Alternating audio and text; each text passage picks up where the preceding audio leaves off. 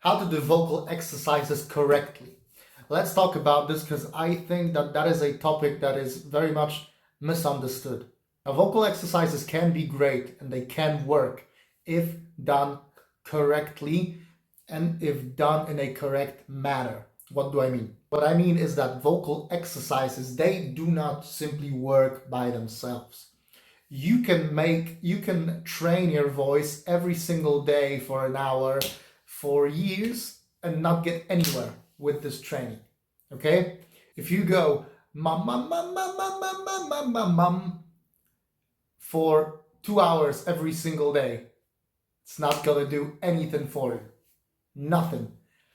And if you go to a vocal coach and all they do is they play you scales and you're doing exercises while they play those scales and that's it, you have an hour of glorified vocal workout and you go home, that's not very helpful and it probably won't give you much.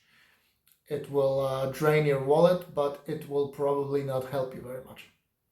So the what I would like you to understand is that vocal exercises only work once you have diagnosed an issue that you've got and you can target it with a specific exercise and do it in the correct way to fix that issue for you. And then it can be helpful.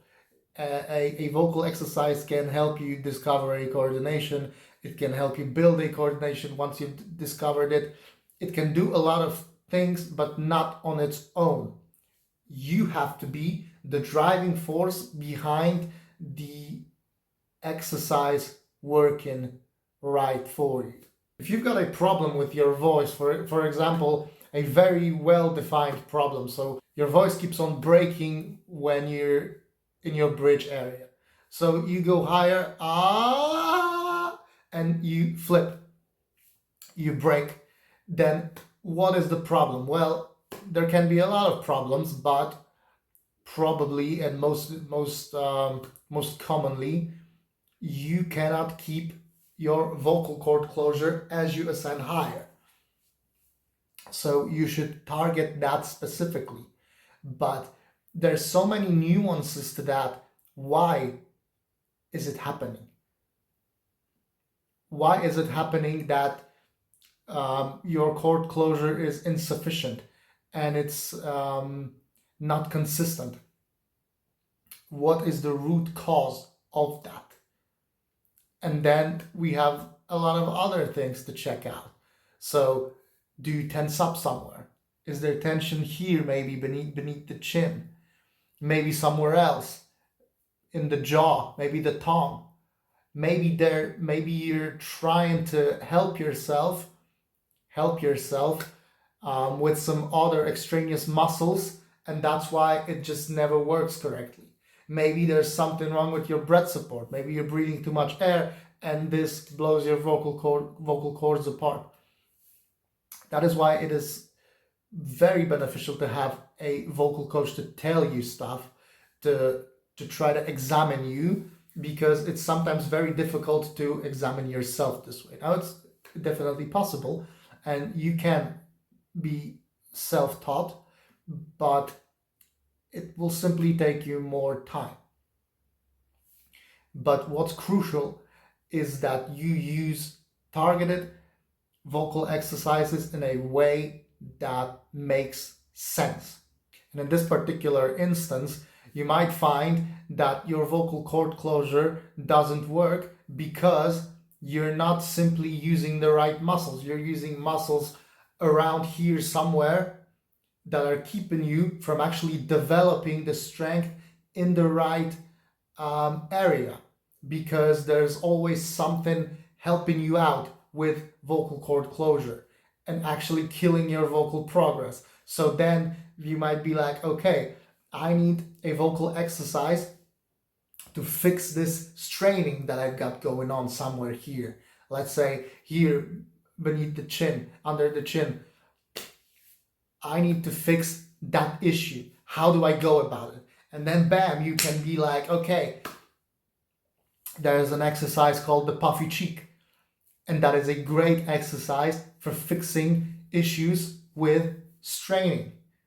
And then you can work with that exercise in a way that makes sense, because you can take that exercise, which is very good for exactly the thing that you need to fix, and you can consciously and deliberately use that to fix the issue on hand, and then move on to another one, because once you fix one problem, another will pop up.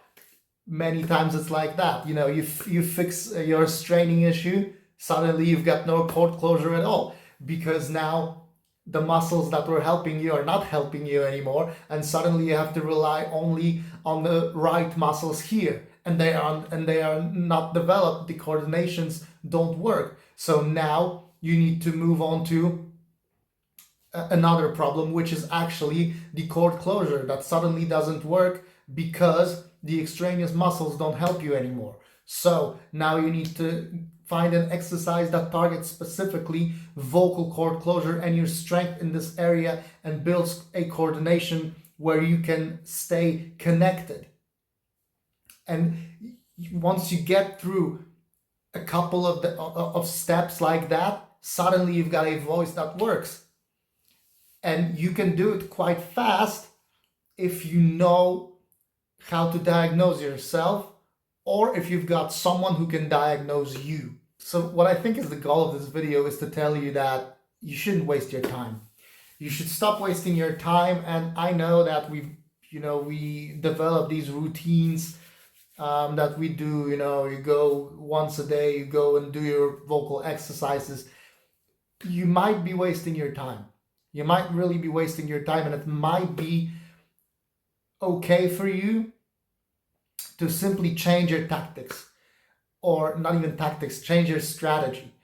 To change your strategy of developing the voice, and to quit treating developing the voice like strength training, because it's really not. We're building coordinations. We are unveiling things about our voice. We are discovering things. We are experimenting. That's more what learning to sing really is, and not doing, physical exercises. It doesn't work this way. It doesn't matter how many mama mas, go goes, whatever you do, lip rolls. You can get nowhere with that if you're not doing it in the correct way, in a way that, not even the correct way, in a way that simply makes sense. And remember to not give up. I know it can be frustrating. I know it can be hard. I know it can be difficult. I've been there. I've felt stuck for years, but I kept pushing, and I hope you keep pushing as well, and you will get to your goal. Subscribe, and I'll see you in the next one.